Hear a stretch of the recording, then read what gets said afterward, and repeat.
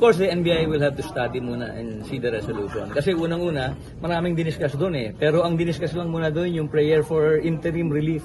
Di ba? All other issues, hindi pa doon na-discuss. Kaya nga naman po dapat talaga mabasa muna natin ng ating director, ng ating mga tao dito sa NBI so that we will be able to appropriately comment and plot our courses of action. What we can guarantee to you is that patuloy naman po na nangangalap ng information ng NBI through the directive of our director para po in the event that we will be dispatched eventually to serve the warrant at hanapin si Senator Bato, alam naman po natin kung anong gagawin. So, yun lang po. Sir, yung mismong pagbasura ng PRO na yan, hindi automatically na mag-trigger ng manhunt operation sa NBI, tama?